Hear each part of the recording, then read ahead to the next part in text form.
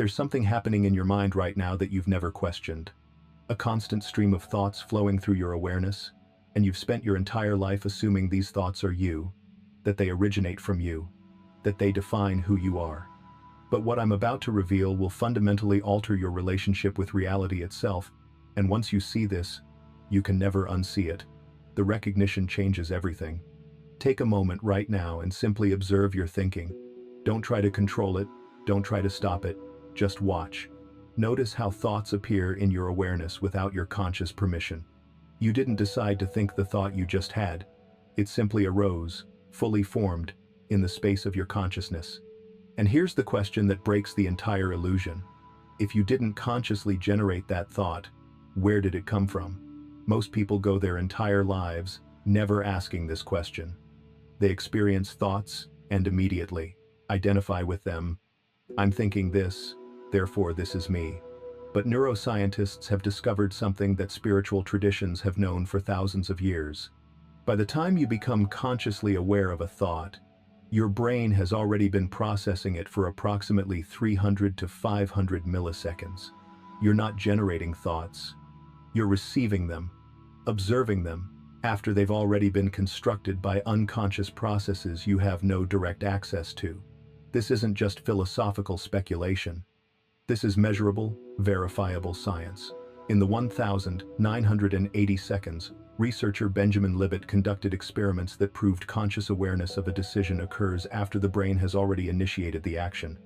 What you experience as your choice, your thought, your decision, is actually a post hoc rationalization of processes that happened before you were consciously aware of them. Let that penetrate deeply. The voice in your head that you've been calling I is not generating original content. It's narrating content that's being fed to it from unconscious processing systems. And here's where this becomes revolutionary for how you experience reality. When you believe thoughts are yours, you give them immense power. Every thought that arises carries the weight of your identity. If a fearful thought appears, you become afraid. If an angry thought emerges, you become angry. If a limiting thought surfaces, you believe it defines your limitations. But the moment you recognize that thoughts are not yours, that they're simply phenomena arising in consciousness like clouds passing through the sky, everything shifts. You stop being controlled by thinking and start observing it. And reality, which has been responding to your unconscious identification with thought patterns, begins responding to something deeper, something more authentic, something that was always there beneath the noise. Chapter 1. The thought experiment that changes everything. I want you to try something right now that will give you direct experience of what I'm describing. This isn't theory. This is experiential verification. For the next 60 seconds, I want you to try not to think. Seriously, stop reading after this paragraph, set a timer for 60 seconds, and attempt to have zero thoughts. Just awareness, no thinking. Try it now before continuing. What happened? If you're honest, you'll notice that thoughts kept appearing despite your intention not to have them. You might have had 10 seconds of stillness, then suddenly a thought about what you're going to eat later, or a memory from yesterday, or a judgment about this exercise itself. The thoughts appeared uninvited, unwanted, and completely outside your conscious control. This simple experiment proves something profound. If you can't control whether thoughts appear, then you are not the source of thoughts. You are the awareness in which thoughts appear. This distinction seems subtle, but it's the difference between being trapped in mental patterns and being free from them. Here's the practical application that most people miss. Once you recognize you're not the thinker, you can stop arguing with your thoughts. Right now, you probably have an ongoing relationship with your thinking where you believe some thoughts, reject other thoughts, try to control certain thoughts, and feel guilty about particular thoughts. It's exhausting because you're treating thoughts as if they're you making definitive statements about reality. But what if thoughts are more like a radio that's always playing in the background? Sometimes it plays music you like, sometimes it plays static, sometimes it broadcasts fear, anxiety, and limitation.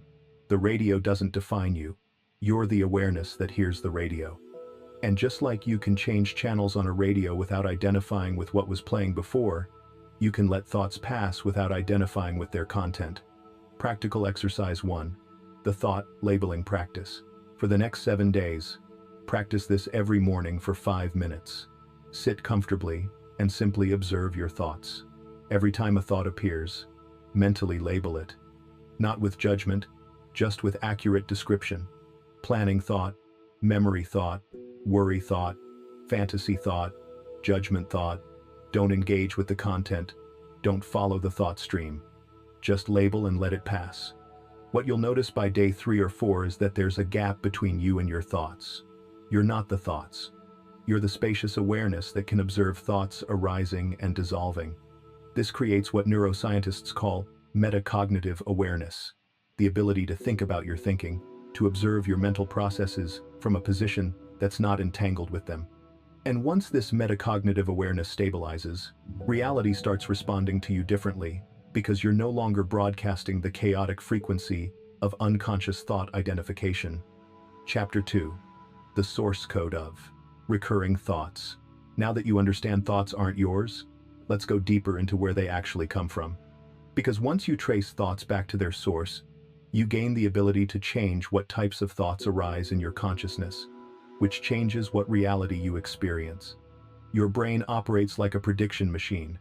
It's constantly trying to anticipate what's going to happen next, based on what's happened before. Every experience you've ever had gets encoded into neural networks, pattern recognition systems that fire automatically when similar circumstances arise. These patterns generate thoughts that seem to be about your current situation but are actually replaying old interpretations, old fears, old beliefs from past experiences. This is why you keep having the same thoughts over and over. They're not fresh responses to new circumstances. They're automated patterns running on loops, and you've been identifying with these loops as if they're your original, authentic responses to life. Let me give you a specific example. Imagine you're about to have a difficult conversation with someone. Before the conversation even happens, thoughts start appearing in your awareness. This is going to be uncomfortable. They're going to get defensive. I should prepare what I'm going to say. What if they reject what I'm asking for? These thoughts feel like they're you preparing for the conversation. But here's what's actually happening. Your brain is accessing memories of previous difficult conversations, extracting patterns from those experiences, and generating predictions about this upcoming conversation based on those old patterns. The thoughts aren't responding to the present moment. They're replaying the past and projecting it onto the future. And because you identify with these thoughts as yours, you enter the conversation already carrying the frequency of past difficult conversations. Your nervous system is activated before anything has happened. Your body language broadcasts defensiveness or anxiety, and the other person unconsciously picks up on this frequency and responds accordingly, which then confirms the thoughts that preceded the conversation. You've created a self-fulfilling prophecy by identifying with thoughts that were never about the present moment to begin with. Practical exercise 2. Source tracking. Here's how to break this pattern. For the next 14 days, whenever you notice a repetitive thought pattern, especially one that creates emotional charge, do this practice. Stop and ask, when is the first time I remember thinking this exact thought or feeling this exact way? Don't force an answer. Just hold the question in your awareness and let your memory systems respond. Often, you'll trace the thought back to a specific experience, usually from childhood or adolescence, a moment when something happened that installed a belief, a fear, a pattern of self-protection. The thought you're having now isn't about your current situation. It's that old experience replaying itself through new circumstances. Once you identify the source, you do something revolutionary. You recognize that the thought is not a response to what's happening now. It's an echo from the past. And echoes have no power except the power you give them by believing their current reality. Write down what you discover.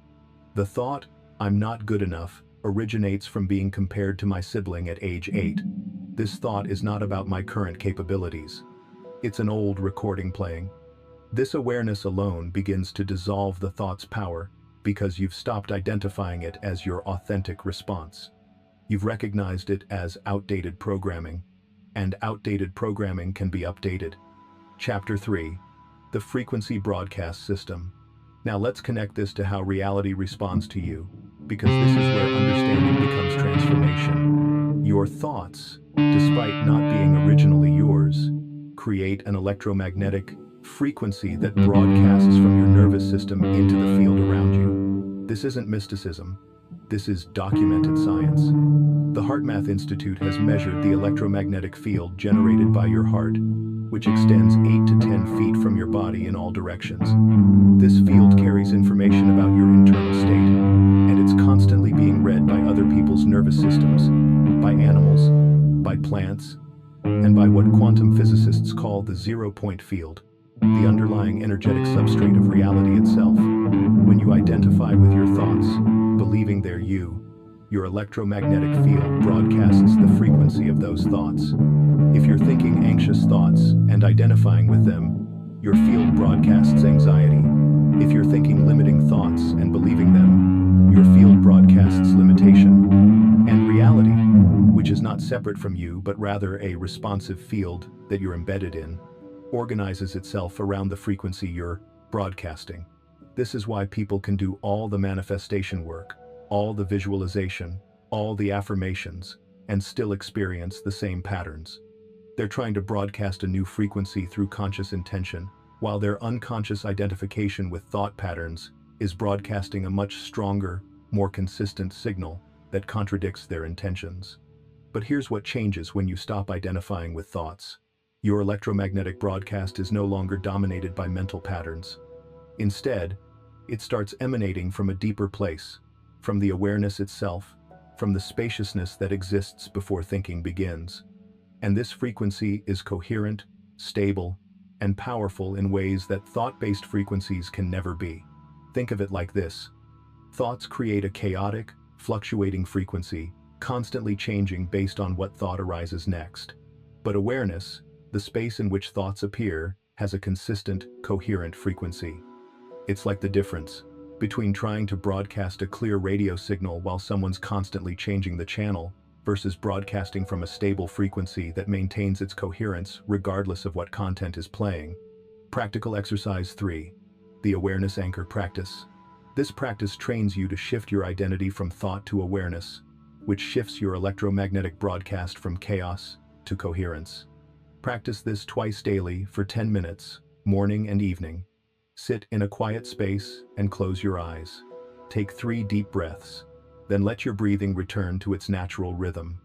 Now, instead of trying to stop thoughts or control them, simply notice that you're aware of them. There's a thought appearing, and there's awareness of that thought. Shift your attention from the thought itself to the awareness that's observing it. Ask yourself, what is this awareness that's noticing my thoughts? Where is it located? What does it feel like? You'll probably notice that awareness doesn't have a location. It's not in your head or in your body. It's more like a spacious presence that thoughts appear within. Rest in the recognition of this awareness, not as a concept, but as direct experience. Thoughts will keep arising. That's fine. Each time a thought appears, notice that you're aware of it, then shift your attention back to the awareness itself. You're training your nervous system to identify with awareness rather than with the content arising in awareness. After 10 minutes, open your eyes. But here's the crucial part that most people miss. Try to maintain that awareness as you move through your day. When you're talking to someone, notice that you're aware of the conversation. When you're eating, notice that you're aware of eating.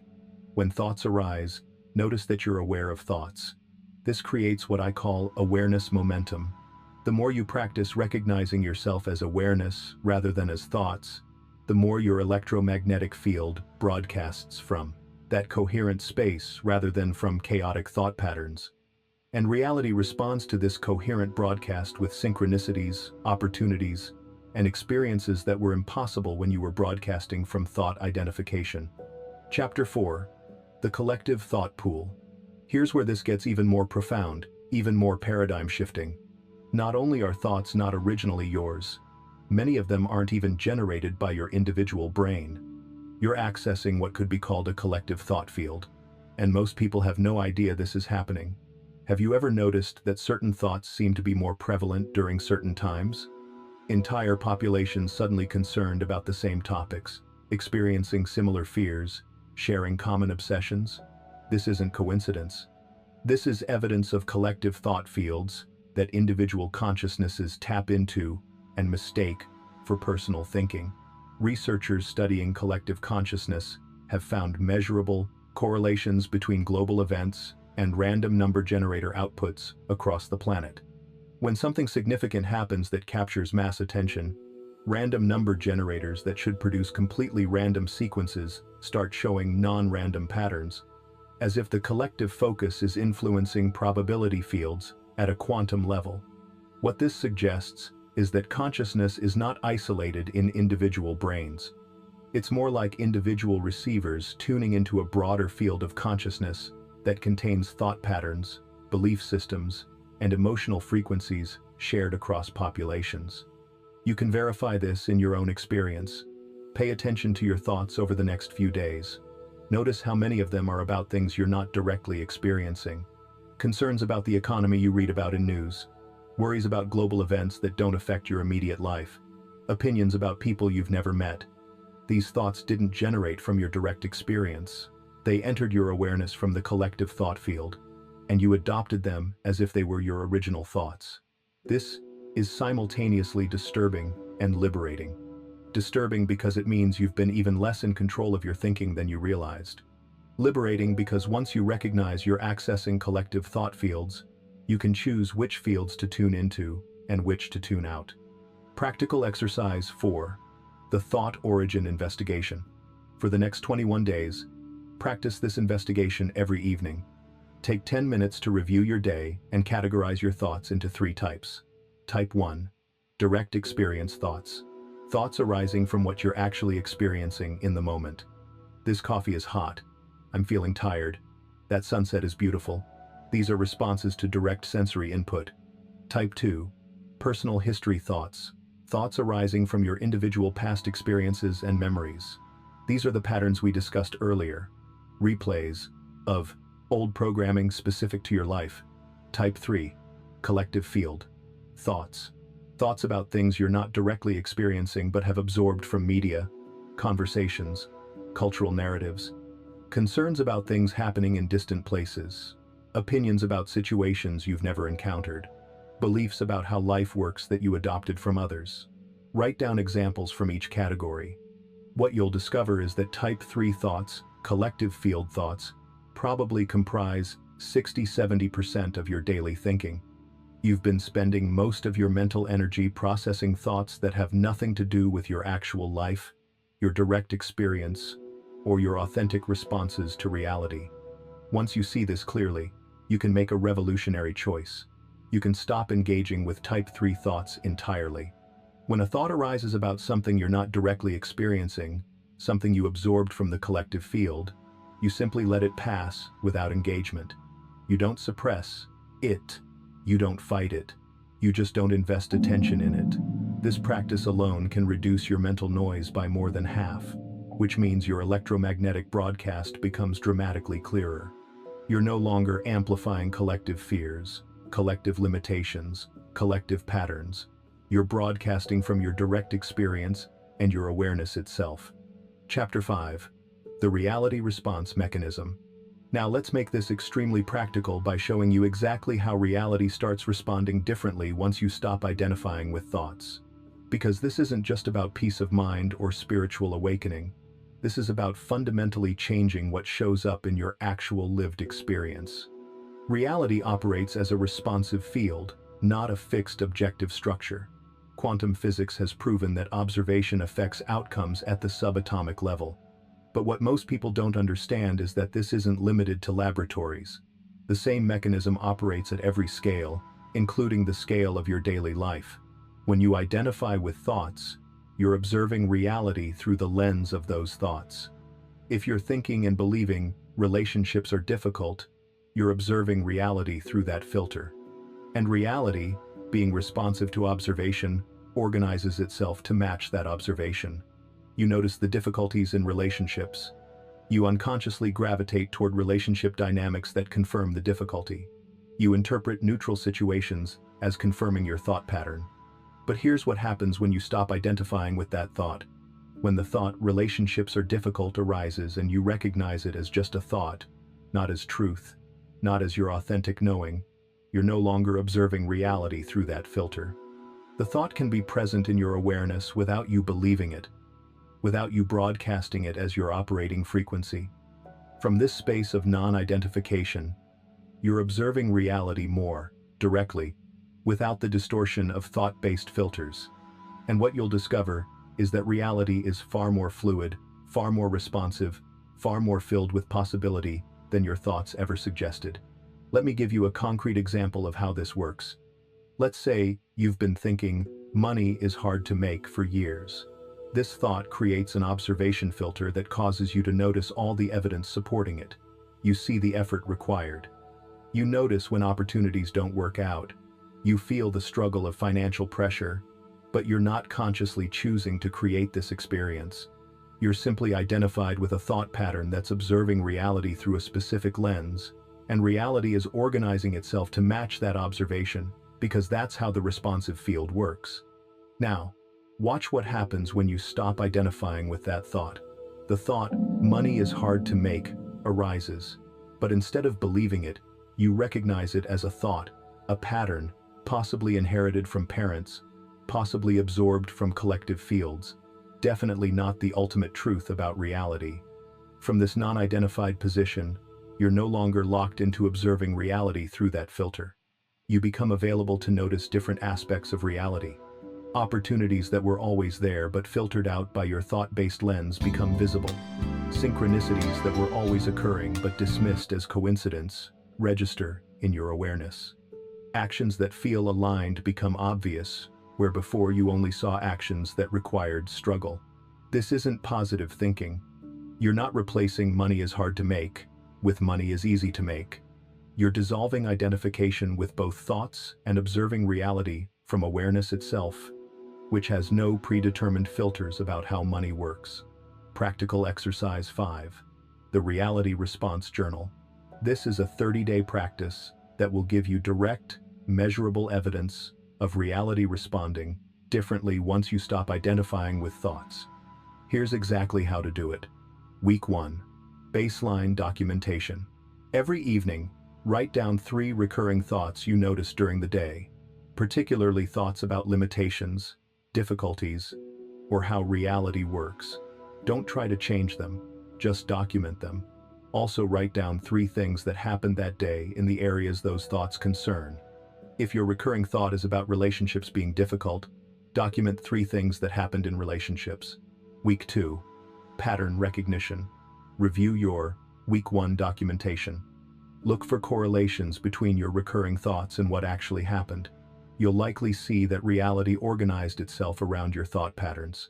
The thought, people don't listen to me, was followed by multiple experiences of feeling unheard. The thought, opportunities don't come to me, was followed by missed opportunities or none appearing. Week 3. Non-identification practice.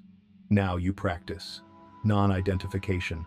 When those same recurring thoughts arise, use this exact internal response. That's a thought. I notice it. I don't need to believe it or disbelieve it. It's just a thought passing through awareness. Don't try to change the thought. Don't replace it with a positive thought. Simply recognize it as a thought and let it pass without identifying with it. Continue documenting what happens in your day. Week 4. Reality shift documentation. By week 4, if you've been genuinely practicing non-identification, you'll notice reality responding differently. The areas where you had recurring limiting thoughts will start showing different outcomes, not because you forced anything, but because you stopped filtering reality through limiting thought patterns, which allowed reality's responsiveness to organize around a clearer observation. Write down specific examples of how reality responded differently. Be precise.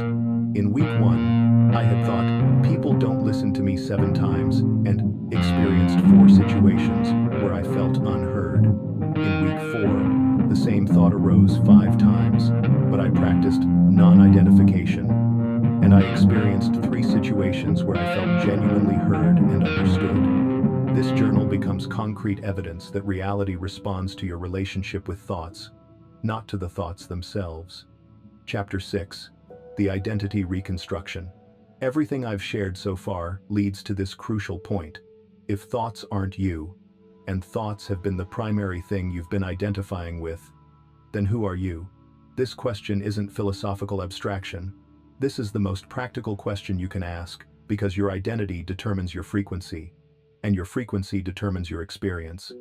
Most people construct their identity from thoughts. "I'm someone who struggles with anxiety" is just a thought you've believed and identified with so consistently that it became your sense of self. "I'm not good with money" is a thought that became an identity. "I'm unlucky in relationships" is a thought-based identity structure. When you stop identifying with thoughts, these identity structures begin to dissolve. And this can feel destabilizing at first because you've been using these structures to navigate reality, even if they were limiting you. But what emerges in the space where thought-based identity used to be is something far more authentic, far more powerful, far more aligned with how consciousness actually operates. You discover that your true identity is not any thought about who you are. Your true identity is the awareness itself, the consciousness that can observe any thought, any emotion, any experience, without being defined by it. And this awareness-based identity broadcasts a completely different frequency than thought-based identity. Thought-based identity is always seeking, always comparing, always trying to maintain or improve itself through experience. It needs constant validation from reality to prove it exists, to confirm it's valuable, to demonstrate it's worthy. This creates a desperate, needy frequency that repels the very things you're trying to attract. But awareness-based identity doesn't need anything from reality because it's already complete. It's not trying to become anything because it recognizes itself as the unchanging space in which all becoming occurs. This creates a frequency of sufficiency, of wholeness, of inherent okayness that magnetizes aligned experiences because it's no longer broadcasting lack or desperation. Practical Exercise 6. The Identity Shift Protocol. This is advanced work, but if you've been doing the previous exercises, you're ready for it. This protocol will shift your identity from thought-based to awareness-based in a way that's tangible and experiential. Phase 1. Identity. Inventory. Days 1 to 7. Make a list of every "I am" statement you habitually think or say. "I am anxious." "I am creative." "I am struggling financially." "I am looking for love." "I am trying to build a business." Write at least 20 statements. These are your current identity structures, all thought-based. Phase 2. Source investigation. Days 8 to 14. Take each "I am" statement and ask, "Is this what I am? Or is this a thought about what I am?" Feel the difference between being something and thinking you're something. For example, "I am anxious" feels solid and defining.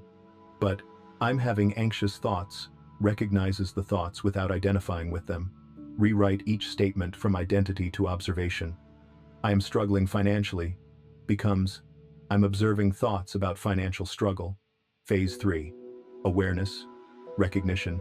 Days 15 to 21. Now practice this inquiry daily. Sit quietly and ask, "What am I if I'm not my thoughts?" Don't answer intellectually. Drop into direct experience.